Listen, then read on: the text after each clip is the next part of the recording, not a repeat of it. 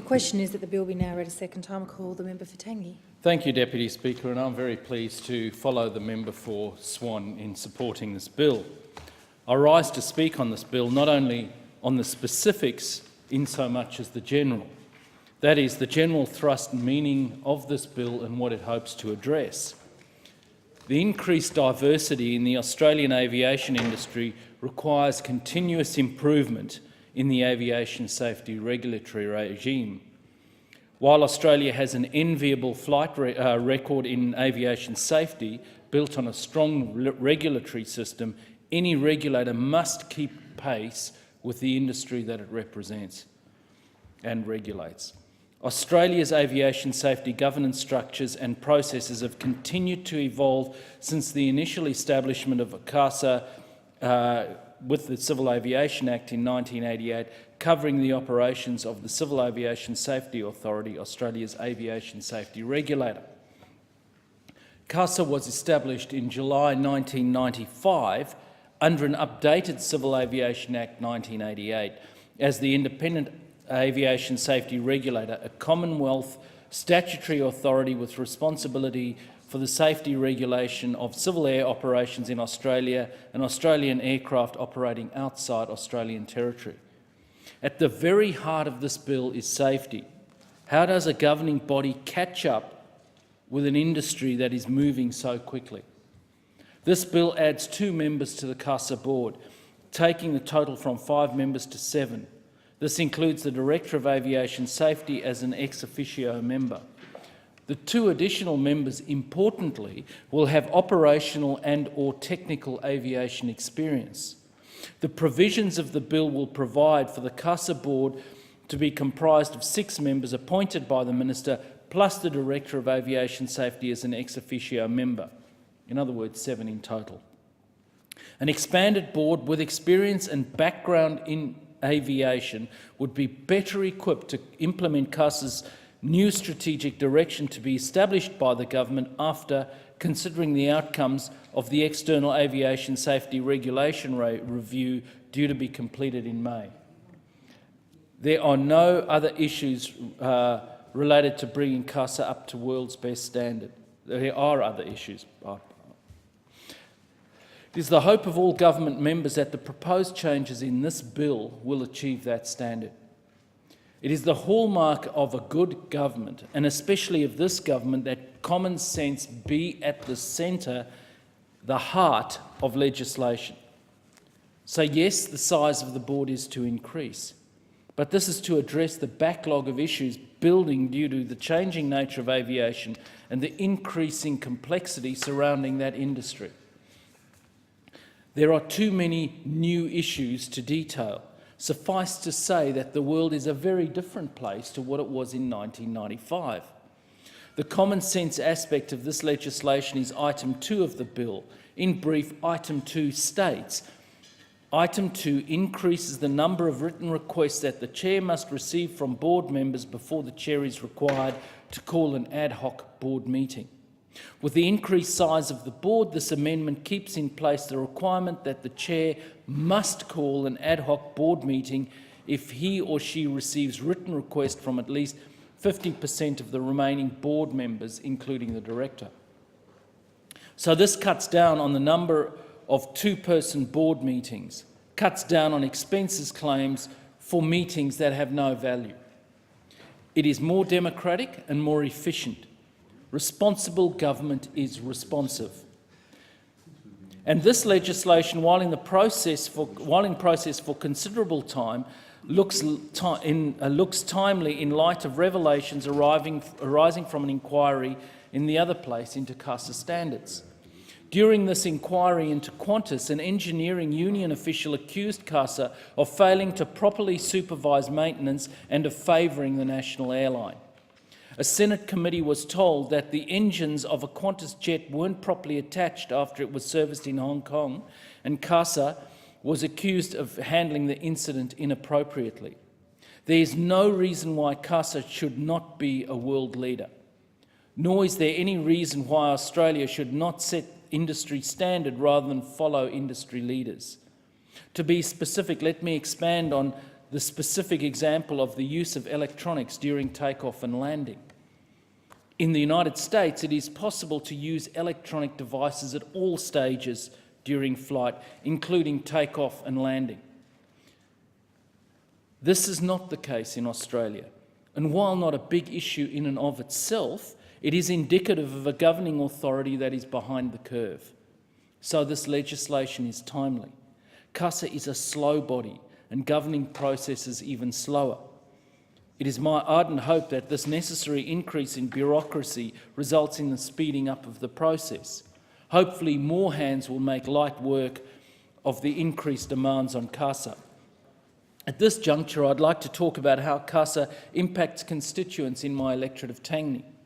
Tangney is an electorate that knows the benefit of both private and commercial flight, and also the downsides associated with both, which were alluded to by and spoken about by the member for Swan. Jandakot Airport is a key stakeholder, and like any airport or private operator, should have a role in the greater discussion regarding aviation regulations and CASA. However, it is not only significant financial stakeholders that are impacted by any change to CASA or the regulatory environment surrounding aviation. A demonstration of this point is that in October 2013, I was briefed by a constituent, Mr. John Jansen, about the impact of how seemingly small changes can have a significant impact. He wished to highlight what he had been alerted to by Mr. Max Scorer, namely that the strictest standards of safety should be religiously enforced on commercial airlines. It is sometimes not possible or practicable with recreational aircraft. He had recently retired from CASA at the end of June 2013 after just on 30 years of service to CASA and its predecessors as an airworthiness inspector. Previous to his employment in 1983 with the then Department of Aviation, he worked in the field of aircraft maintenance as a licensed engineer covering large airline aircraft, light aircraft and corporate jet aircraft. He also spent some time as a flight engineer, and in his younger years he served with the RAF City of Melbourne 21 Squadron. So to say that he is a person of great experience would be no exaggeration. And he approached me with a view to offering his services to the aviation industry to give something back to an industry that has provided him with a living for many years. In January 2014, he clocked up 50 years of service in aviation. Mr. Scorer gave me a presentation in regard to the recently implemented Civil Aviation Safety Regulation 1988 Part 42. It is my belief that more of the aviation community should be aware of the situation as now exists under Part 42. One would obviously realise that the intricacies of government legislation can be complex, so I will try to explain the requirements as briefly as possible in an attempt to give you some idea of why safety legislation could mean to the GA sector. Under Civil Aviation Regulation CARS 1988-30, the regulation under which GA maintenance organisations presently gain approval, the norm has been that the operator's chosen maintenance organisation to control all the pending maintenance requirements for their aircraft. In other words, the maintenance organisation would keep concise records of what is required to safely maintain the aircraft and comply with all CASA legislation. Much of this is provided to the customer as part of the maintenance services and as a normal function of aircraft maintenance. It is called continuing airworthiness control or continuing airworthiness management. CAMOs are granted under Part 42G. The RPT sector, which used to operate under CAR 30, now operate under Part 145, the actual physical maintenance function, and Part 42G, airworthiness management, two different approvals. Part 42B, specifically 42042, says that the registered operator of an aircraft operating under an air operator's certificate must have a contract with a CAMO or form their own CAMO. The requirements relating to gaining approval as a CAMO are very costly and difficult for the GA sector to achieve. For instance, a small maintenance organisation consisting of a chief engineer, quite often the owner, hangar foreman and licensed aircraft maintenance engineers unlicensed personnel, and quite often a couple of apprentices, will not be allowed to utilise any of those personnel to form a camo. It will not be acceptable for them to carry out the two roles as they have done in the past. The camo must have a management structure consisting of an accountable manager, a responsible manager, quality manager, continuing airworthiness manager, airworthiness review manager, and so on. All of these personnel have to have formal qualifications to be acceptable to CASA to fill these positions. For instance, to fill the position of continuing airworthiness manager, you would have to be a LAME or equivalent. There are not enough LAMEs in Australia to carry out aircraft maintenance as it is. Pulling them out of the system and putting them in a CAM role would severely hamper the industry, both in terms of available personnel and imposing a huge increase in cost to the operator. At this time, CASA has not approved any independent camos. All approvals have been to the RPT sector. There are thousands of aircraft in Australia that are affected.